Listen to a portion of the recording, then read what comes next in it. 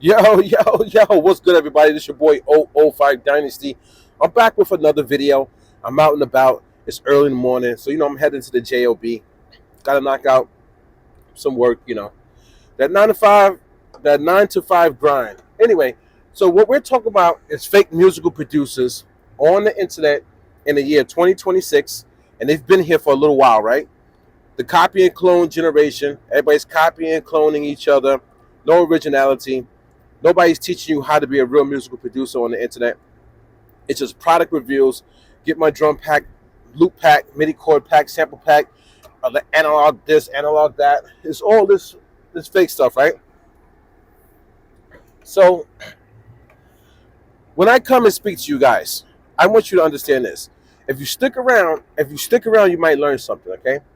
I've come to realize this, guys. When I speak to you guys about music production, I'm actually speaking from the heart and experience. So even though I haven't been in the game fully for the last, I don't know how many years, so a long time, I'm still speaking from emotion that came from my experiences being a musical producer inside of the hip hop, well, you can say hip hop, but the music industry, primarily the genre was hip hop, and the artists I was working with were hip hop rap artists, right? And also musical producers. I work with music producers. I work with audio engineers, working with the whole crew, right? I was working with A&Rs. Man, come on, man. Like so many people. Dude, I was at Fight Club. You know what I'm saying? Like me and Legend, Aldous Michaels. Y'all know Aldous Michaels, man. Come on, y'all already know, man. At Fight Club, watching the battles, like, the whole thing, like, dude, we was in the industry in the street level.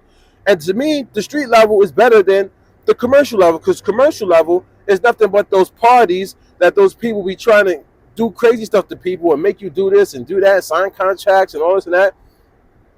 And on top of that, the commercial level is rigged, man. If you don't know that, man, the commercial level is rigged.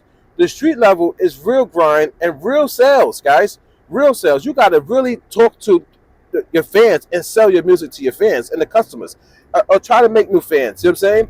So street album sales to me equate to real success more than pop culture, which is like the brainwash success.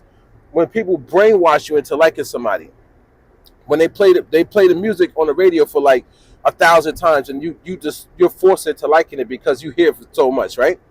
Think about it, guys. Now, anyway, that's not what this video is about. That could be a whole nother topic right there. This video is about my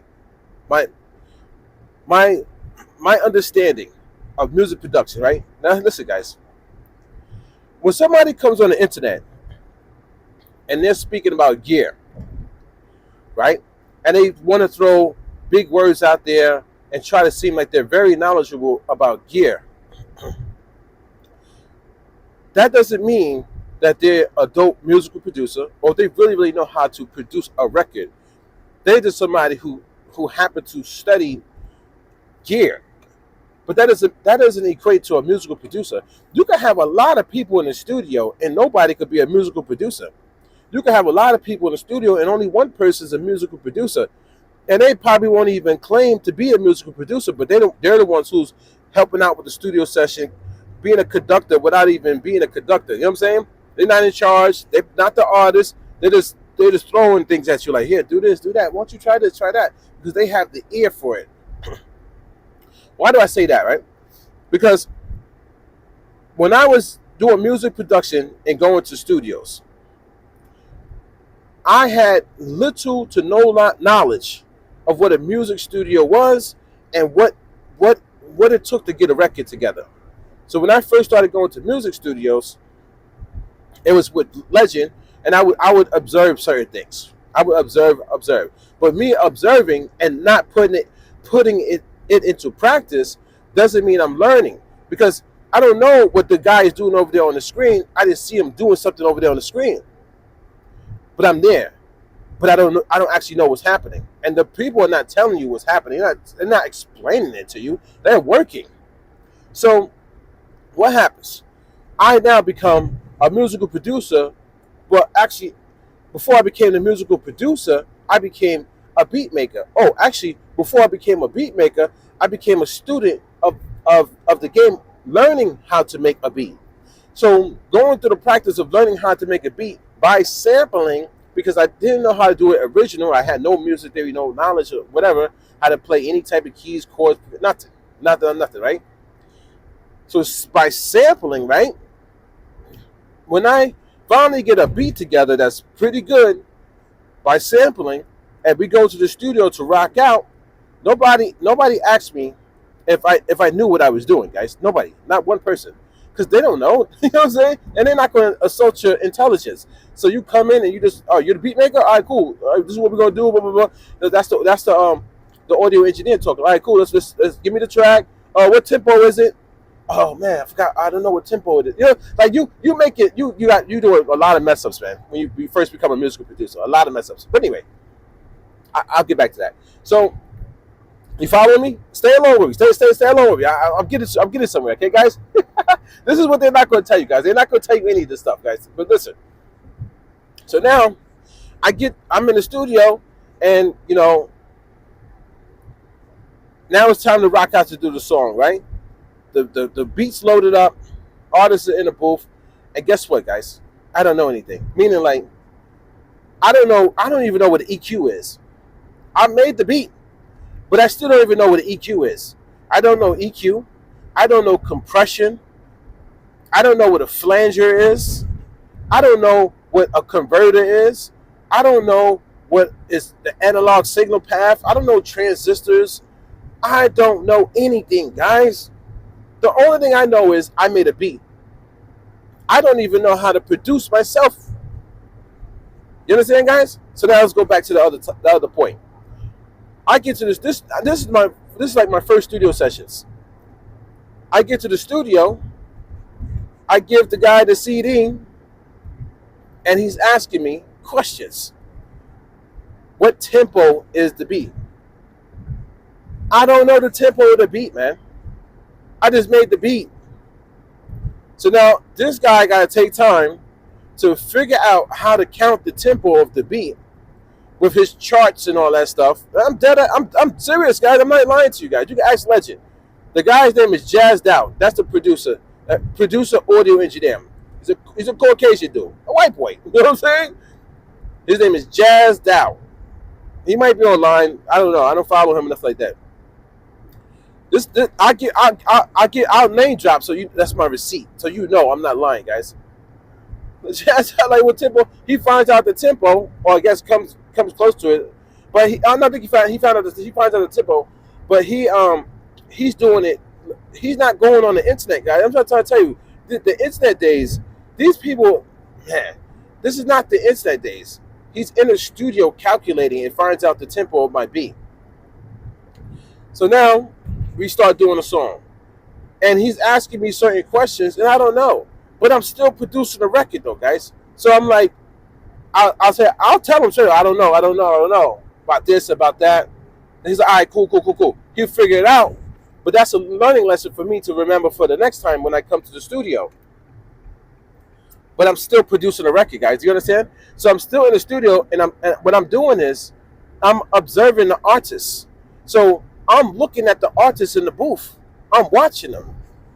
Now, this might have came from when I was working, when I wasn't a musical producer or nothing, and I used to go to the studio with Legend, Reek the Villain. Y'all know Legend. That's my twin brother, the American rapper Legend from Long Island and Brooklyn, New York. Y'all know him. You can search him up online. American rapper Legend, or he goes by Bushead Legend. Now he's doing Bushead Grabber, right? And you also know my cousin Reek the Villain. Reek the Villain, he signed the Busta Rhymes conglomerate and all that stuff. And right now he's doing his thing with like Ghostface Killer, Yap City, and all that, right? So he's doing his thing with like a branch of Wu-Tang Clan, if you want to say that. Anyway, and you guys know, man, if I wanted to, man, I could start sliding on beats any day, man. I choose not to. My life is going in a different path, guys. I'm not trying to be like that. But anyway, so I'm in the studio with the audio engineer and musical producer and rap artist, One Touch. That's his name, One Touch. So it's One Touch. He was controlling the studio session. It was his studio. Him, Reek, Legend, my best friend at the time, Kareem. His artist name was Genesis, and he passed away. And Rest in peace. That's one studio session. Then we got another studio session with Odyssey Flames. Then we got another studio session over here with Artist Michaels. Then we got another studio session over here with, so many people, man. I can just name anybody. But anyway, but think about it, guys. Those studio sessions, I was just observing. I was an observer, but I didn't know what was happening. So I guess when I became a musical producer myself, the calm demeanor that I had and my character was from sitting and watching and observing real studio sessions before I even knew what was happening. You get what I'm saying now? You get my point? So my point is, when I say these musical producers on YouTube should show you the work, show you the inside of a music studio, show you how they're conducting a studio session, this is what I'm trying to tell you. This is the key. That is the key to success, guys. Knowing without knowing. You know what I'm saying? Just being in an environment. If they put you in the environment of a studio session of a real musical producer and showing what a real musical producer does, then you will start getting grasping the concept of what it takes to make hit records. A hit record doesn't have to be multi-platinum, guys. A hit record could be a street banger, but you'll get there, guys. You'll watching my video because you are a musical producer or a beat maker or somebody that's a hobbyist. But even a hobbyist, who I was basically back in those days, just sitting in a room, just watching, just being along with legend, I turned into a musical producer that made a street banger, son. The street banger. I'm from NY. It's a street banger, y'all. That thing played all over New York.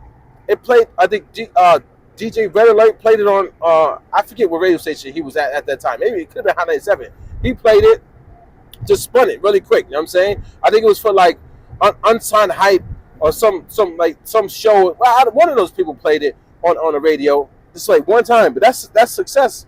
But it did get spin on Video Music Box, and it got spinned on Bobby Simmons. I forget what channel Bobby Simmons was on, man. Bobby Simmons used to do this video show. It was like Video Music Box. So he spinned it, and then it was on local radio stations. So out here in Long Island, we was doing a tour. So we was going to radio station to radio station, and Legend was doing his thing, doing interviews and stuff like that. And that's how his name was spreading through colleges and stuff like that. And then the song played on the radio. They played it on college radios. They played it on local radio stations. So when I tell you I had a local street banger, I'm from NY, and the video's on my YouTube channel right now, I'm not lying, guys. I'm not lying at all. So I know what it is to produce a record without even knowing how to be a musical producer, without even knowing how to EQ, compress, or anything of that nature. Not knowing, fully knowing what outboard gear is and how to work it. Not fully knowing what a VST, a plugin is. None of that, guys. I just made a beat by chopping it up using a program called Gold Wave and Fruity Loops. And I made a street banger like that without even knowing how to say any. I didn't know SSL. I didn't know Neve. I didn't know pluginboutique.com. I didn't know Cymatics. I didn't know Splice. Splice wasn't even a thing. But I wouldn't even use Splice. You know what I'm saying? Even if I was looking for samples, I was digging for my samples. You know what I'm saying? I wouldn't even use Splice. I can use Splice right now. I don't use Splice. I don't use none of that cheating stuff, guys. I don't know. I don't cheat on any aspect when it comes to music production, guys. Not at all. But anyway, I digress on that point. I hope you still follow me. You still follow me? You got me? Okay, let's rock out. Because these people, they're not going to tell you this, guys. They're not going to tell you this information. But listen.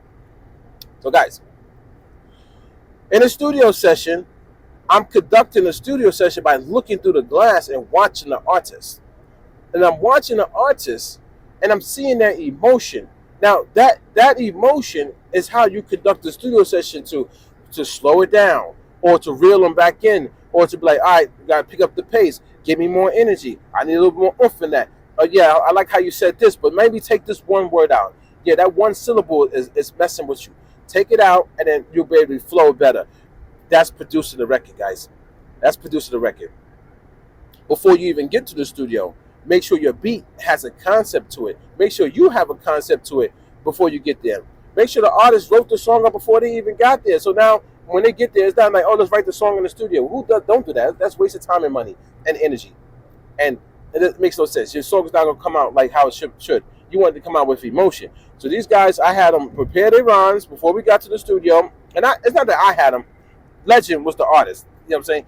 He already knew to do that. You know what I'm saying? But the other artists that came in that was going to jump on the beat with Legend, we made sure they had their rhymes together, and they practiced it, and then we went to the studio. And even still, when with your rhymes written up and you practicing it, you still mess up, guys. You still mess up. So think about it when you go and you don't have anything. You're not going to be able to put forth that real energy into the record that needs to be there, if that makes any sense. So now, let me turn down the heat, guys. It's a little hot. A little hot, man. Hold on. All right. A little hot, my bad. I don't need that hot in this car. Anyway, hope the audio didn't mess up. Sometimes when I move the camera, the audio messes up. But anyway, so I'm conducting a studio session by watching them. So even though I don't have all the answers for the audio engineer as far as like the tempo and things of that nature when it comes to the beat, I'm still watching the artist, and I produce a record, right? That the audio engineer he's mixing it down, and as he's mixing it, I don't know what he's doing as he's mixing, guys. So when you do studio sessions like that, those are not real industry mixes, because nothing is separated. It's just a two-channel track, left and right. You know what I'm saying? So it's a stereo track that you're bringing in. It wasn't even separated, guys. So he didn't even get a chance to mix it properly, where it's like I got the drums laid out, everything stems. He didn't have no stems, okay? So he's mixing a 2-track and putting in vocals to it. So the records that y'all hear from back in the days, a lot of, except for Legend's album, a lot of them are just 2 tracks. It's just a, you know what I'm saying? It's a stereo file, and they still sound good because of the audio engineer, because of the way I did the beat originally, and the artist on the track, without knowing any technical terms or anything like that. Not promoting a product to you guys. You understand what I'm saying? So you could be a musical producer and have no knowledge of anything that's in the studio, any equipment or anything with a computer or nothing. You just have the ear and a knack for it. That's the difference, guys. That's the difference of a real musical producer compared to the fake musical producers that are on YouTube right now. And the multi-platinum guys and girls, you know, these guys are fake, man. They're beat makers. They're not musical producers. These guys are beat makers. They probably never even ventured into the studio with the people that made the multi-platinum records. Do you understand that point, guys? They probably wasn't even there. That's what you call lucky breaks.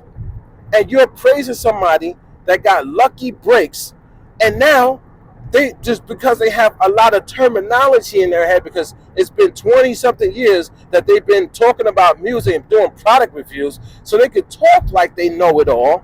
But do they really know it all? Can they hang with 005 Dynasty in a studio? People couldn't hang with me in a musical studio when I didn't have any knowledge. Now I have so much knowledge. Do you think these people could hang with me in a studio session? The multi-platinum dudes that do praise on YouTube right now with 200,000 YouTube subscribers, do you think that person can hang with me in a studio? Do you don't think I would kick his ass out the studio? You don't think I would kick his... Pardon me. I just cursed. My bad. Shh. You don't think I would kick him out the studio? You guys don't think that? Guy or girl. We got to say guy or girl. You don't think so? Because they're going to come with the dumbest stuff? Because they don't know how to seep into their mind, heart, body, and soul to make a record? They don't come with themes. They don't really help the artists. They don't set the songs up. You don't think I would kick them out the studio? You got to be kidding me, man. With my demeanor and my approach, and you know, guys, I don't waste any time. I put forth maximum energy. I do. I'm uploading 2 to 3 videos, sometimes 4 videos a day, and doing my daily chores. You know what I'm saying? So you know, a person who grinds like me. You think I'm going to play games with people like that? I ain't got no time. I don't have no time for. First of all, me and the artist and the audio engineer have no time for the BS. And you see why? And you see, I include everybody. I could literally sit down and audio engineer a project, but I won't do that as a musical producer. I let the audio engineer handle that. I need that person's mind to be fully invested on audio engineering. I need the artist's mind to be fully invested on being an artist. And then I need my mind fully invested into my emotions and my logic and theory on being a musical producer at that time. I'm not worried about every aspect. I'm only worried about what I'm there for, making a great record. Even so, I did a record a year ago, 2 years ago. It hasn't even come out yet. It's with Legend. It's on Legend's new mix CD, The Curse. And I'm rhyming on it, right? This is my first feature where I'm rhyming with Legend. Not my first feature. I was on Legend's album too, but I did the hook on that. This was me. I'm spitting bars, and I let the audio engineer. You know what I'm saying, that's Q Morocco, Q Maroc, right? I let Q Maroc handle the session, so I allowed him to coach me through the record because he's the audio engineer and he's a musical producer and he's a rap artist. This dude, guys, have you noticed everybody that I've mentioned, they do almost everything in the music industry and on the street level, underground, and they're very, very talented. They're talented more than the people that you put above them on YouTube, the multi-platinum musical producers. They can't handle them. You think that gorilla-looking dude that has 200,000 YouTube subscribers can mess with Q Morocco? Can't even come close, man. Can't even come close. His skill levels is nowhere near Q Maroc's. Are you kidding me? I could name so many more musical producers on the street level that these YouTube or industry guys can't handle, man, because they're not in the trenches. They didn't produce over like 200 artists, 300 artists. You know what I'm saying? Or just street level grind. You know what I'm saying? Just grinding. It's only a selected few, and you know why they get placements and get out there sometimes. We know why, right? We know the dirty industry, guys. We know the dirty industry and what people do for success and fame. We know this, right? But anyway, guys, I digress on that point. So, guys, I'm working these sessions without knowing any information, guys. I am. And on top of that, I leave the studio one session and come back and forget. So I come back the next time, you got the tempo? Oh, man, I forgot the tempo.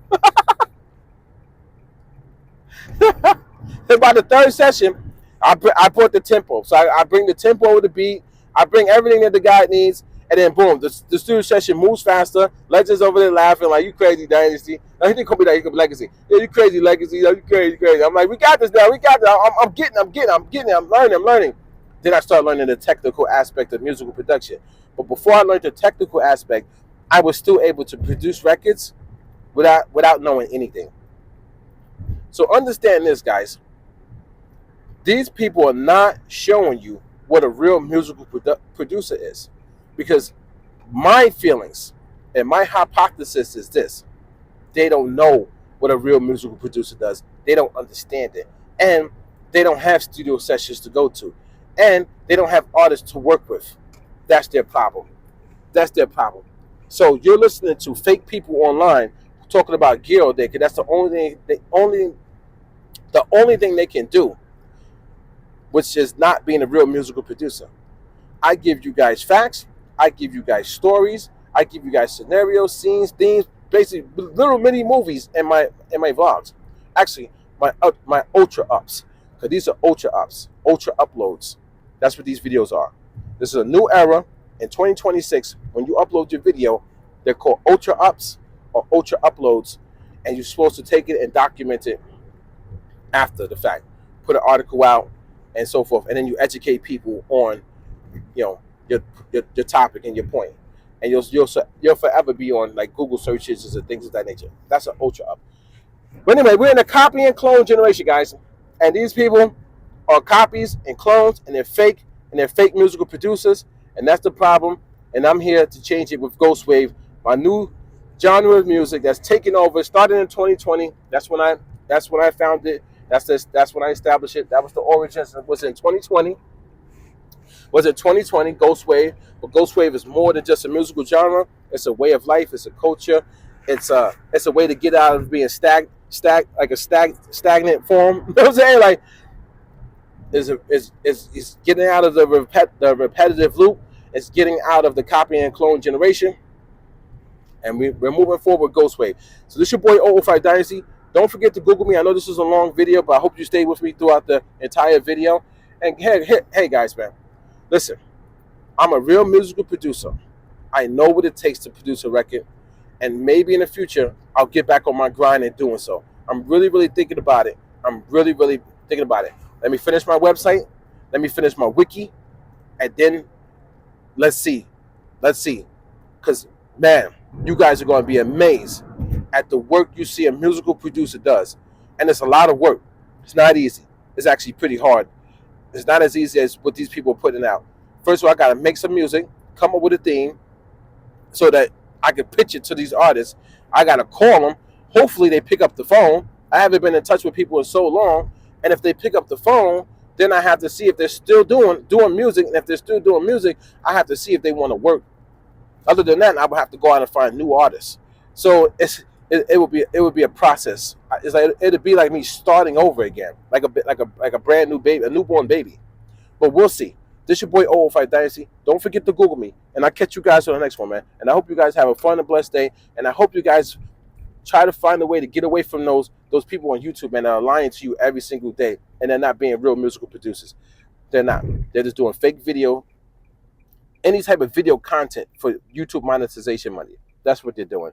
So you're never going to learn what a real musical producer is. You're going to always see somebody say, oh, let me chop up video game footage, or let me hold the MPC XL in the camera and take a thumbnail like that. You're going to see that religiously, man. You're never going to see people doing real music production. You're going to see people do finger drumming, all the stupid stuff, guys. You know what I'm saying? Multi-platinum. That dude, you know what I'm saying? That, you know, that's all you're going to see, man. The stuff that makes me want to throw up and vomit, man. I got a thumbnail out there that's pretty cool, man. I literally, like, I'm vomiting. Chill, man. These people on YouTube, they make me want to vomit. But I digress. I hope you guys, you know what I'm saying, continue to follow me. You already know. If you want to follow me, you already know what to do. And I'll catch you guys in the next one. Don't forget to Google me. Google me. Google me. Google me. I'll catch you guys in the next one. Peace out. Bye.